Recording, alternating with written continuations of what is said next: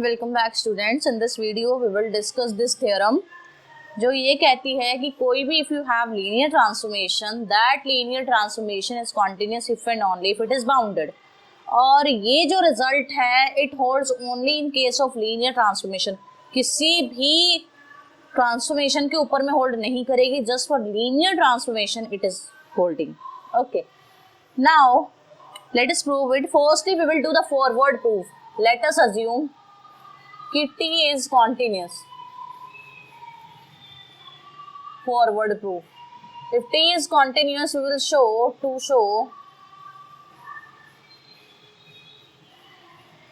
T is bounded. ये हमें show करना है, तो we will prove this by the help of contradiction. Okay, let us assume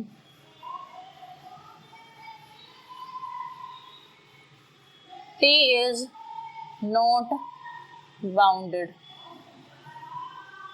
If T is not bounded, then there exists some xn belonging to n such that T of xn का जो norm है वो greater आए n times norm of xn से।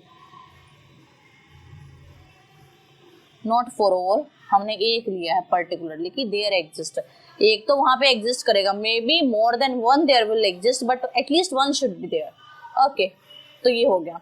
Now from here what I am having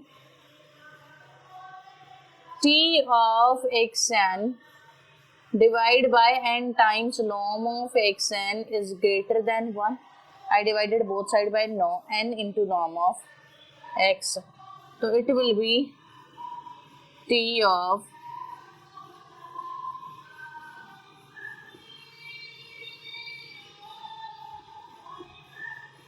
greater than T of xn by n times norm of xn is greater than 1. Let us assume it as y. This is your first, where yn is equal to x by norm of xn.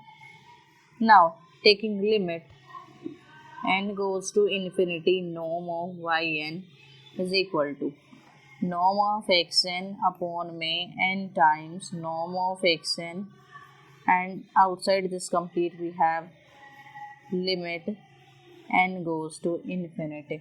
Okay, this limit we are having here, so this will be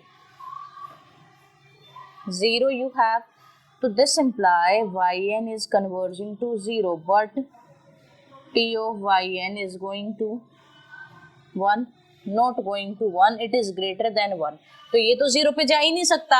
That means you have contradiction here, because we assume कि T is continuous. If T is continuous तो yn जब 0 पे जा रहा है, T of yn should go to T of 0 which is 0, but it is not going, so this is a contradiction.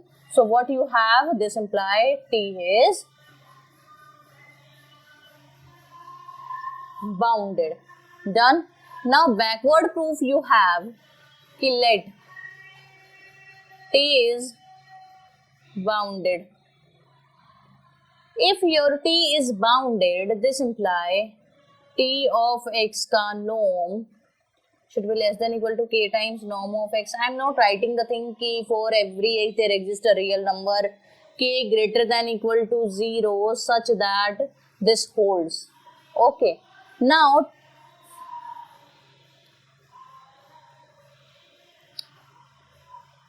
by definition of continuity,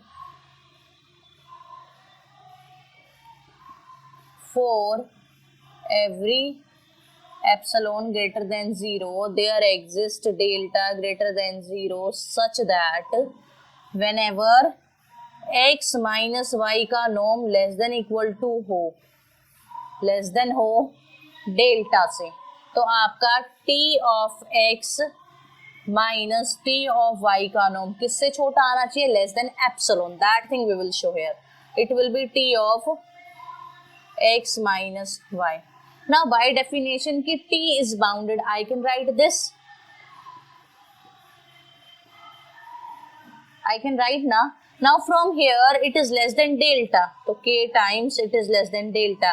Let delta is equal to epsilon by k. So you have t of x minus t of y is less than k times epsilon by k, which is epsilon. Okay, so t of x minus t of y is less than epsilon. This shows that t is continuous because these x and y both you have arbitrary. Domain n में belong कर रहा है and this is arbitrary. So this is the result which we have